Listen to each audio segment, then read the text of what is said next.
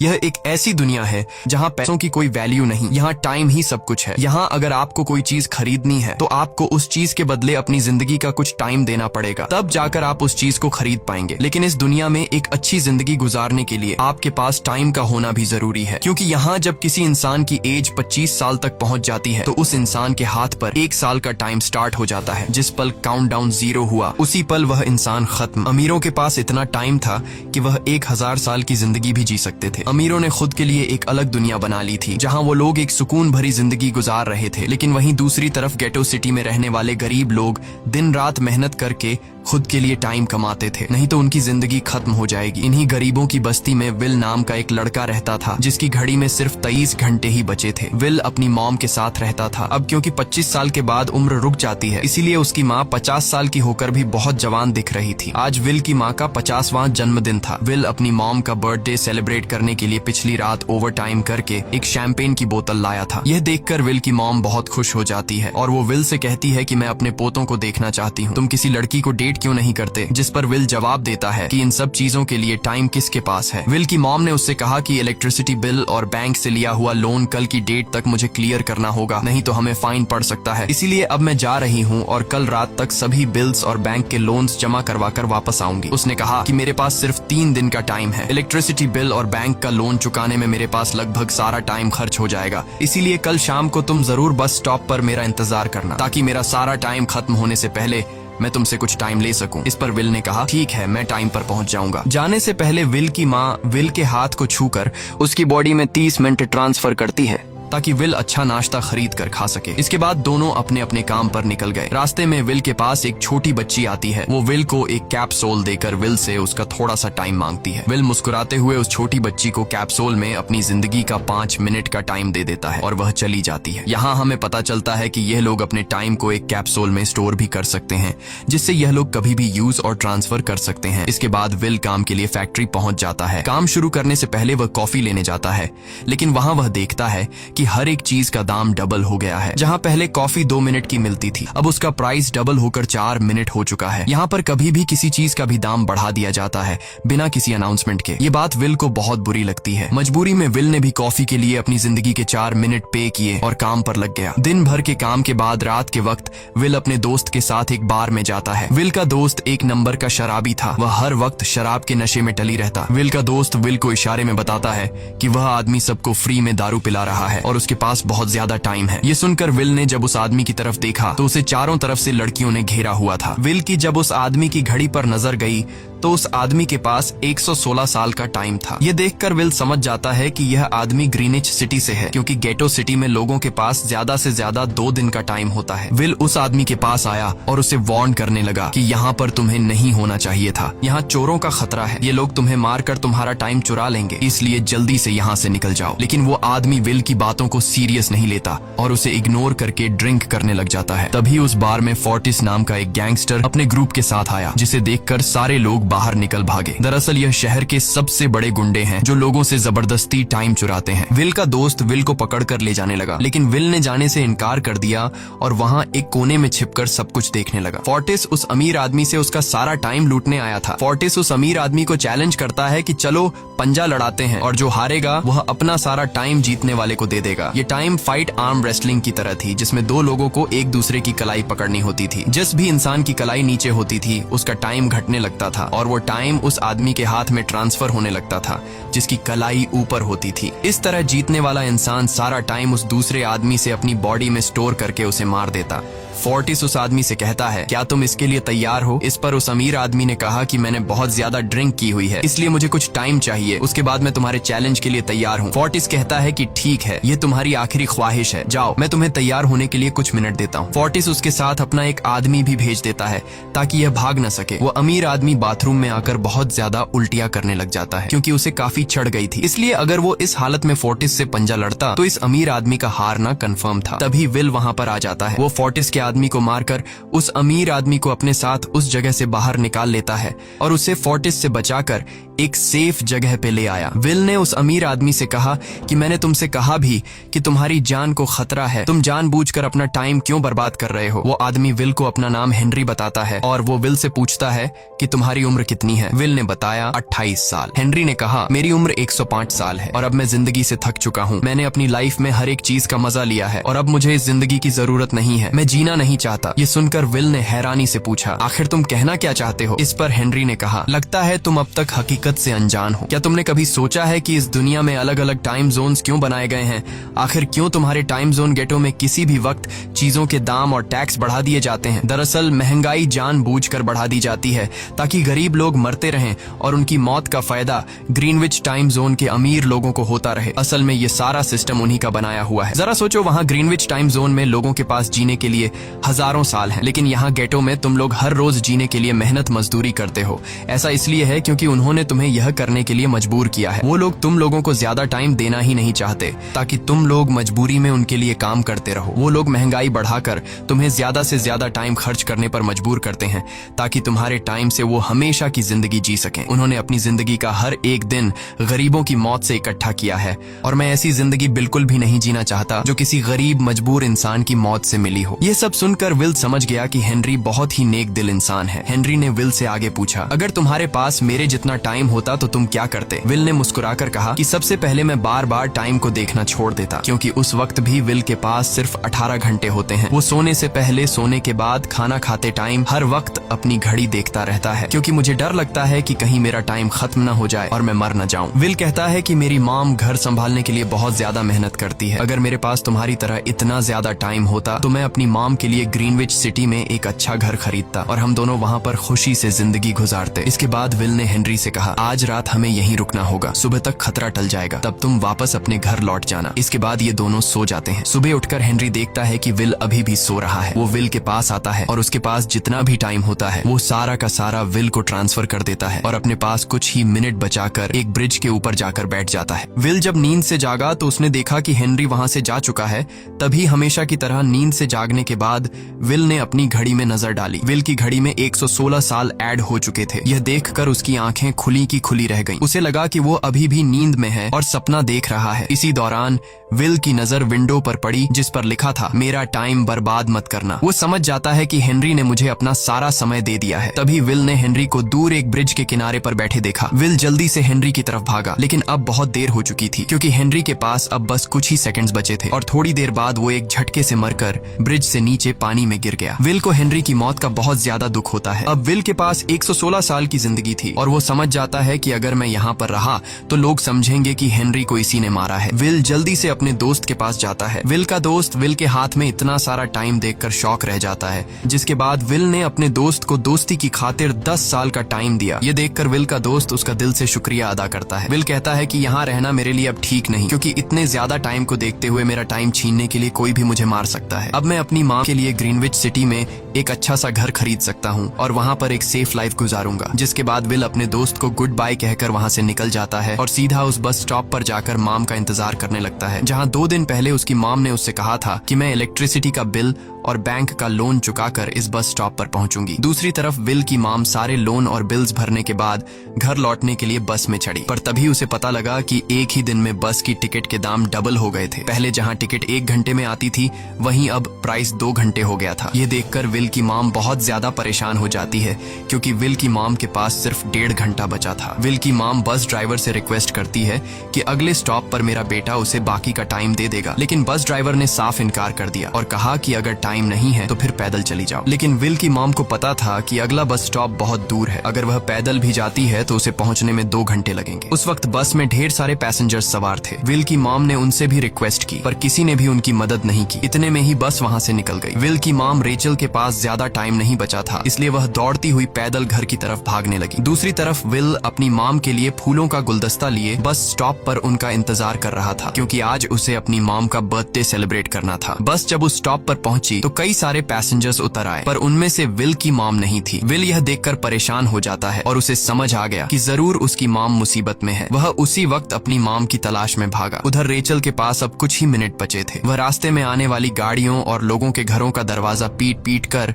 उनसे थोड़ा समय उधार मांग रही थी, लेकिन कोई भी उसकी मदद करने को तैयार नहीं था। इधर विल जब कुछ दूर गया तो उसे उसकी मॉम दौड़ती हुई नजर आ गई। अपनी मॉम को भागते हुए देख विल समझ गया कि उनके पास ज्यादा टाइम नहीं है। वह अपना हाथ आगे करके तेजी से उनकी तरफ दौड़ने लगा। उधर रेचल के पास अब सिर्फ 10 सेकंड्स ही रह गए थे। वह भी पूरी तेजी से विल की ओर भाग रही थी, लेकिन जैसे ही रेचल अपने बेटे विल के पास पहुंची, उसका टाइम खत्म हो जाता है और वह मर जाती है। यह देखकर विल को बहुत दुख होता है, क्योंकि उसने अपनी मॉम के लिए क्या कुछ नहीं सोचा था। वह चीख चीख कर रोने लगा। अगली सुबह तक हेनरी की डेड बॉडी टाइम कीपर्स को मिल चुकी थी। ये टाइम कीपर्स वहां पर इन्वेस्टिगेशन करते हैं। आज की दुनिया में टाइम कीपर्स होते थे जो पुलिस की तरह थे। इन टाइम कीपर्स का काम भी क्राइम को रोकना होता है। टाइम कीपर्स के ऑफिसर रेमंड ने उस जगह में अच्छी तरह से जांच की, लेकिन उसे कोई भी क्लू नहीं मिला। तभी रेमंड की नजर उस ब्रिज के पास लगे सीसीटीवी कैमरा की तरफ गई। वह सीसीटीवी फुटेज चेक करने सीसीटीवी रूम के लिए निकल पड़ा। दूसरी तरफ विल समझ चुका था कि उसकी मॉम की मौत के लिए ग्रीनिच में रहने वाले अमीर लोग ही जिम्मेदार हैं,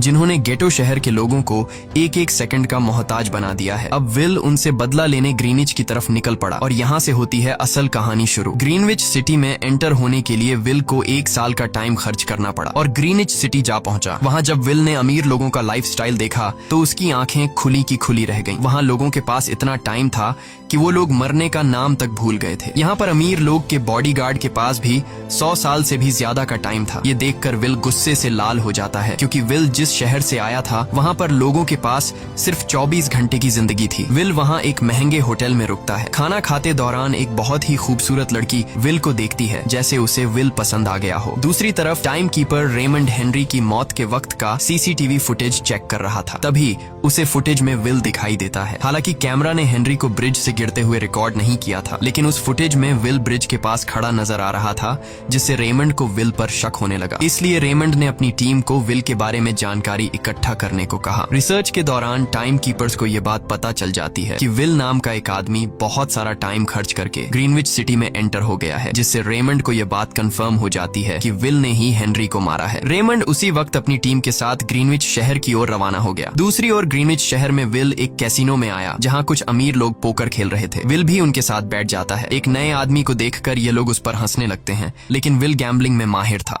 आज उसके लिए अमीरों से पैसे निकालने का सबसे अच्छा मौका था। विल ने फिलिप नाम के एक रईस आदमी के साथ पोकर की बाजी खेली। फिलिप यहाँ का सबसे रईस इंसान है। उसके पास खुद का एक टाइम बैंक है जो लोगों को लोन पर टाइम देता है। फिलिप के साथ उसकी डॉटर भी बैठी होती है। यह वही लड़की है जो कुछ देर पहले विल को गौर से देख रही थी। गेम जब शुरू हो जाती है तब विल अपनी लाइफ का सारा टाइम दांव पर लगा देता है और अपनी माइंड के बदौलत वो फिलिप से 1100 साल जीत जाता है। यह देखकर फिलिप की बेटी सिल्विया विल से काफी ज्यादा इम्प्रेस हो जाती है। उसने विल को कल रात अपने घर पार्टी पर इनवाइट किया। फिर अगली शाम विल एक नई नवेली कार खरीदकर फिलिप की पार्टी में जा पहुंचा। वहीं पार्टी के दौरान विल और सिल्विया डांस करने लगते हैं और सिल्विया मन ही मन विल को दिल दे बैठी। वो अपनी दिल की बात विल से करने ही वाली थी कि तभी टाइम कीपर रेमंड अपनी टीम के साथ वहां पहुंचता है और विल को पकड़ लेते हैं। विल को खूनी समझकर सिल्विया भी उससे नाराज हो गई। रेमंड ने सबसे पहले विल का सारा टाइम उससे छीन कर सिर्फ 2 घंटे दिए। उसके बाद वो विल को हेनरी के खून के इल्जाम में गिरफ्तार करने लगा। रेमंड विल से पूछता है कि तुमने हेनरी को क्यों मारा। विल उसे कहता है कि मैंने उसे मारा नहीं था,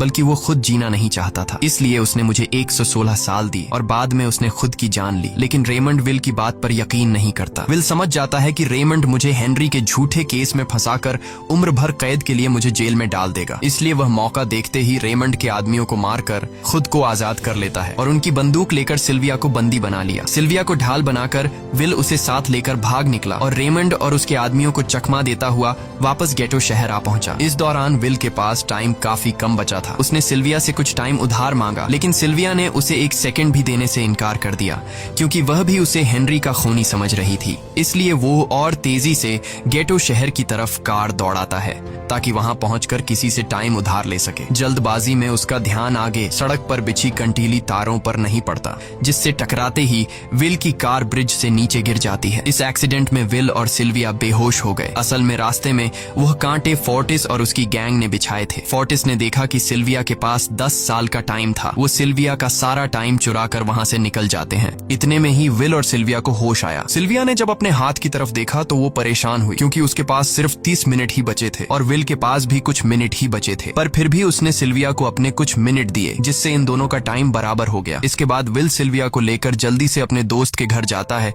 जिसे उसने 10 साल दिए थे। जब उसके दोस्त की वाइफ ने दरवाजा खोला और उसने विल को देखा तो उसने विल से नाराजगी जताते हुए कहा, तुम्हारे दिए हुए 10 साल ने मेरे हस्बैंड की जान ले ली। उसने सारा टाइम शराब में उड़ा दिया, जिससे उसकी मौत हुई। ये सुनकर विल मायूस हो गया, लेकिन अब इन दोनों के पास भी ज्यादा टाइम नहीं था। अगर यह दोनों जल्दी से कुछ नहीं करते तो इनकी भी मौत पक्की थी। तभी विल ने सिल्विया के कानों में ईयरिंग देखी, जो हीरे की थी। उसे बेचकर विल और सिल्विया को 2 दिन का टाइम मिल गया। इसके बाद विल सिल्विया को लेकर फोन बूथ पर आया। उसने सिल्विया के पिता फिलिप को कॉल किया और बताया कि उसकी बेटी अब तक सही सलामत है। उस वक्त रेमंड भी फिलिप के पास ही मौजूद था और विल को भी पता था कि रेमंड भी वहाँ मौजूद है। विल ने सिल्विया को छोड़ने के बदले 10,000 साल का टाइम मांगा और वो 10,000 साल टाइम बैंक के जरिए गरीब लोगों में बांटने को कहा और कल सुबह तक का टाइम दिया। हालांकि फिलिप के लिए यह रकम कुछ भी नहीं थी, पर फिलिप किसी भी कीमत पर गरीबों को टाइम नहीं देना चाहता था। इधर विल सिल्विया को अपने घर ले आया, जहाँ पर दोनों सुबह होने का इंतजार कर रहे थे। इसी दौरान सिल्विया ने विल से पूछा कि उसकी फैमिली कहाँ है। इस पर विल ने बताया कि पिछली रात ही टाइम न होने की वजह से मेरी माँ की डेथ हुई। ये सुनकर सिल्विया को बहुत बुरा लगता है और उसे एहसास होता है कि यहाँ गरीब लोग हर पल मौत के डर में जीते हैं। उन्हें एक दिन का टाइम कमाने में कितनी मेहनत करनी पड़ती है। अगली सुबह बैंक खुलते ही विल और सिल्विया खिड़की से बैंक पर नजर रखने लगे, लेकिन बैंक ने गरीबों में टाइम नहीं बांटा। सिल्विया ये देखकर बहुत मायूस हो गई कि टाइम के आगे उसके पिता के लिए अपनी बेटी की भी कोई कीमत नहीं थी। अब सिल्विया को समझ आ गया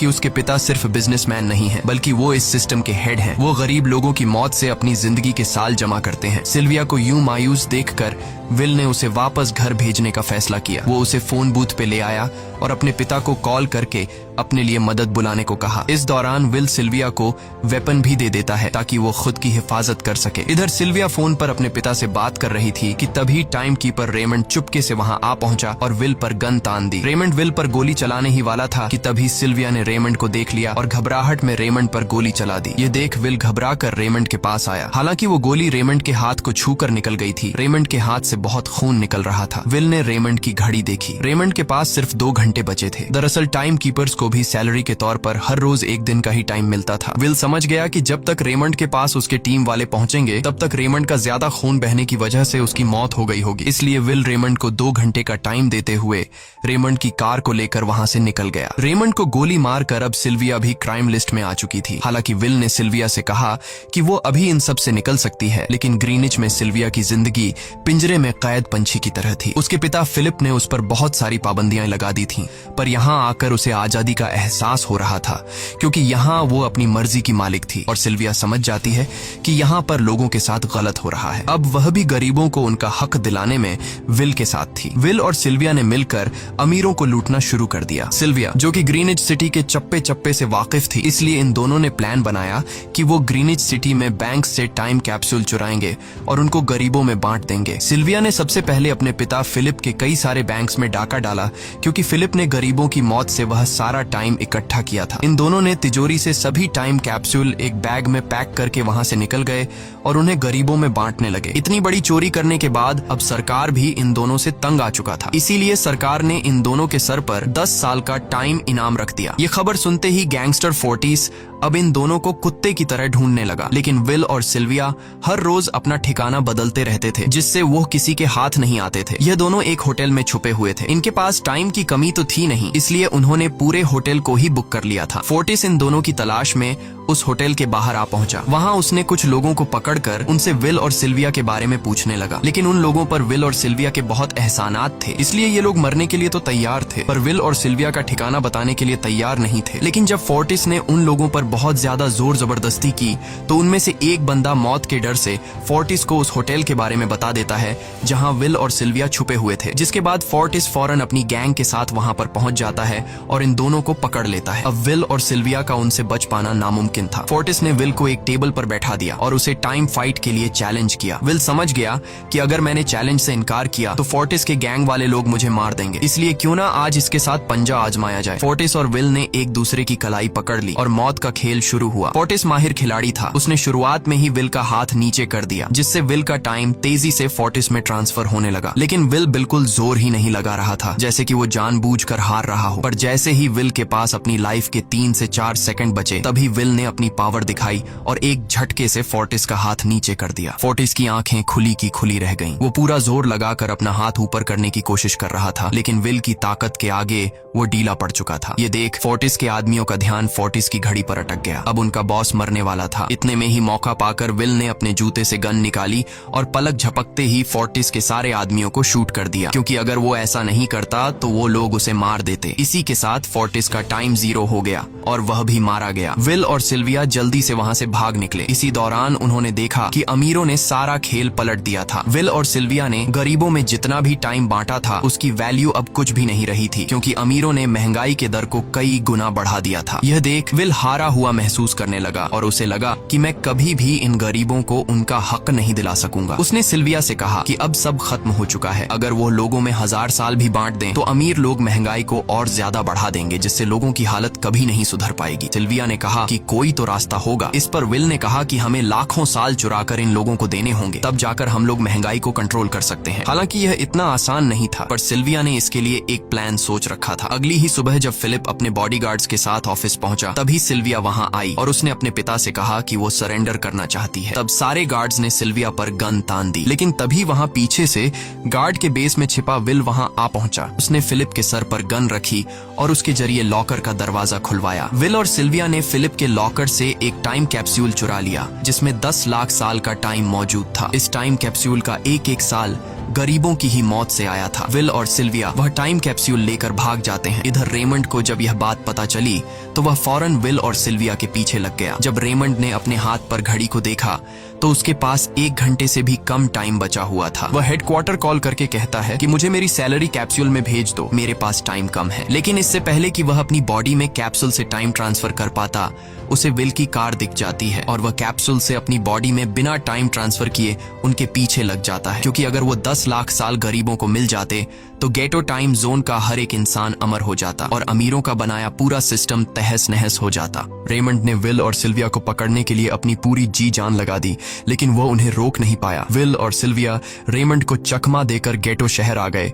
और वह टाइम कैप्सूल एक बच्ची के हाथों में सौंप दिया। उन्हें पता था कि रेमंड सीधा हमारे पीछे गीटो शहर पहुंचेगा, इसलिए उन्होंने इस जगह को छोड़कर एक सुनसान जगह पर चले गए। उधर उन्होंने गीटो शहर के लोगों में लाखों साल बांटकर उन्हें अमर कर दिया था, लेकिन खुद इन दोनों के पास बहुत ही कम टाइम बच जाता है। बदकिस्मती से उसी पल रेमंड ने उन्हें पकड़ लिया। रेमंड ने विल को धमकी देते हुए कहा, अगर तुम्हें अपनी जान प्यारी है तो चुराया हुआ सारा टाइम वापस कर दो। तब विल ने उसे अपनी घड़ी का समय दिखाया। विल और सिल्विया के पास कुछ ही मिनट बचे थे। विल ने रेमंड से कहा, कहीं तुम भूल तो नहीं गए? याद है जब तुम मरने वाले थे तो मैंने तुम्हें कुछ टाइम उधार दिया था, टाइम तो तुम्हें मुझे वापस करना चाहिए। यह सुनकर रेमंड को याद आया कि विल और सिल्विया को पकड़ने की जल्दी में उसने अपने टाइम पर ध्यान ही नहीं दिया। जब उसने अपनी घड़ी पर नजर डाली तो उसके पास सिर्फ 5 सेकंड ही बचे थे, जो देखते ही देखते 0 हो गए और रेमंड मारा गया। विल और सिल्विया रेमंड से तो बच गए थे, पर इन दोनों के पास भी अब सिर्फ एक मिनट ही बचा था। ऊपर से उस सुनसान इलाके में उनकी मदद करने वाला भी अब कोई नहीं था। उन्हें अपनी मौत साफ नजर आ रही थी। इन दोनों ने मायूस होकर एक दूसरे को गले लगाया और तभी विल को रेमंड की कार नजर आई। विल फौरन कार की तरफ भागा